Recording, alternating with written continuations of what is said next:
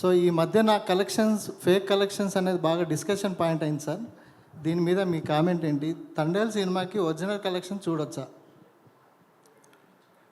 ఎవరు ఏం చేశారనేది కామెంట్ ఏంటి అనే దాని మీద ఇందాక చెప్పాను చూడండి.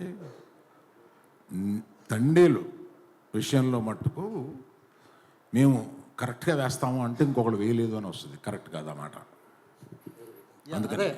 అందుకని మీరు ఆ ట్రాప్లోకి నన్ను లాక్కండి. సార్ మగధీర సినిమా 45 కోట్లు అప్పట్లోనే తీశారు సార్. ఇప్పుడు అవి మించి 200 కోట్లు, 300 కోట్లు, 400 కోట్లు. ద్రవ్యోత్పన్నం అంటే మన ఏమంటారు, ఇన్ఫ్లేషన్.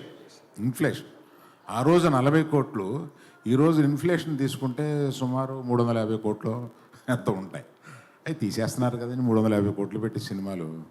అందువల్ల ఆ రోజు నేను ధైర్యం చేస్తాను, ఇవాళ అందరూ ధైర్యం చేస్తున్నారు.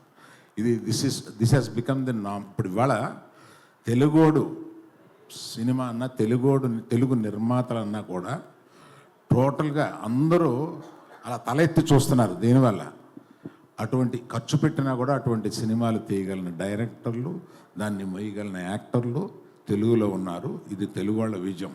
అందరూ దాన్ని అప్రిషియేట్ చేస్తున్నారు.